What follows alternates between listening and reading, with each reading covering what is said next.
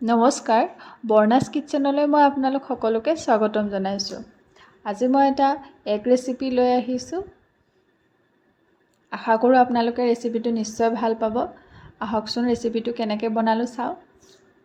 মই 3টা ডিম লৈ লৈছোঁ। আপোনালোকে প্ৰয়োজন অনুসৰি কম বেছি কৰি ল'ব পাৰে। আৰু ডিম 3টা অকণমান গল্ডেন ব্ৰাউন হোৱাকৈ ভাজি লৈ লৈছোঁ।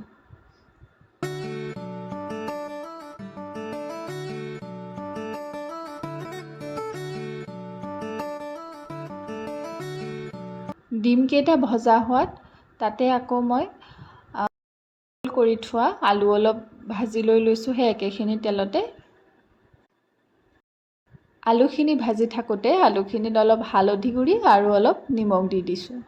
আপোনালোকে আলু খাব নিবিচাৰে তেনেহ'লে আলু নিদিলেও কোনো কথা নাই, কিন্তু মই আলু দিওঁ। ভালদৰে ভাজি লৈছোঁ। এতিয়া আলুখিনি নমাই লৈছোঁ। আলুখিনি নমাই লৈ মই তাতে পিঁয়াজৰ পেষ্ট, নহৰু আৰু আদাৰ পেষ্টখিনি দি দিছোঁ। আটাইখিনি মছলাই মই ভালদৰে ভাজি লৈ লৈছোঁ।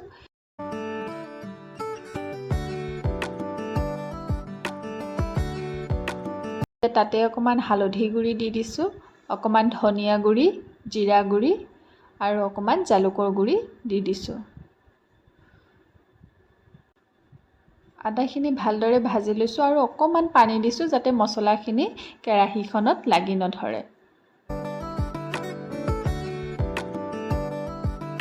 মছলাখিনি ভালদৰে ভাজি হোৱাৰ পিছত মই ইয়াতে কাজু বাদামৰ পেষ্ট অলপ দি দিছোঁ।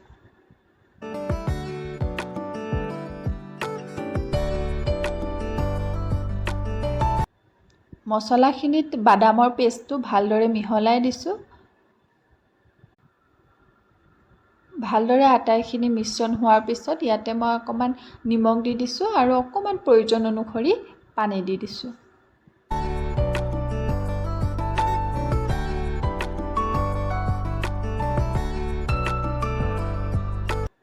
পানী দি কিছু সময় এনেদৰেই ৰাখি থৈ দিছোঁ।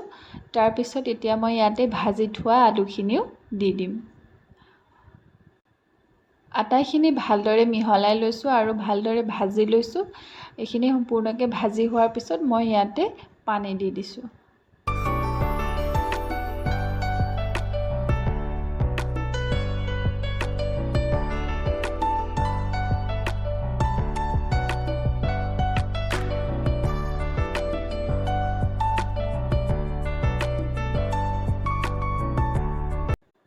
পানী দি ভালদৰে হেতাখনেৰে লৰাই লৈছোঁ। লৰাই দি পেলাই মই ইয়াতে ডিম 3টা দি দিছোঁ।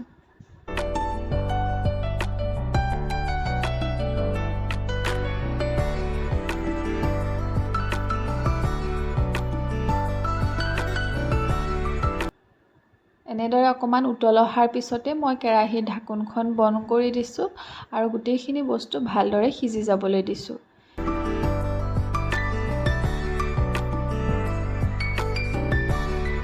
এতিয়া ঢাকোনখন গুচাই দি মই চাইছোঁ যে আলুখিনি পূৰা সম্পূৰ্ণৰূপে সিজি গৈছেনে নাই। অকণমান আলু ভাঙিও দি দিছোঁ যাতে তৰকাৰীখন আৰু অলপ ডাঠ হৈ যায়।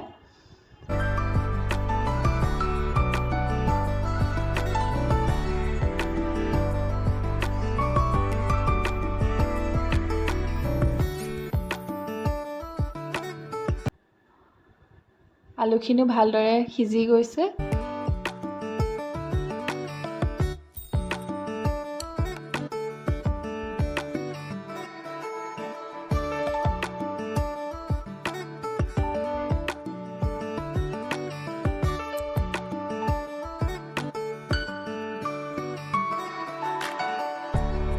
ইয়াতে মই অকণমান গৰম মছলা দি দিছোঁ আৰু এয়া মোৰ ডিমৰ তৰকাৰী অতি সহজতে হৈ গ'ল বনোৱা।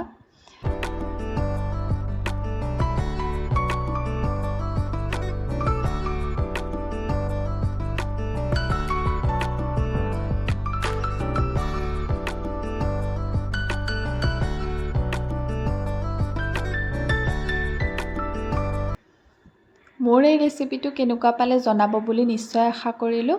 আপোনালোকেও এনেদৰে বনাই চাবচোন, নিশ্চয় ভাল পাব। আজিলৈ ইমানেই। আশা কৰোঁ আকৌ এটা নতুন ভিডিঅ'ত আপোনালোকক লগ পাম। ধন্যবাদ।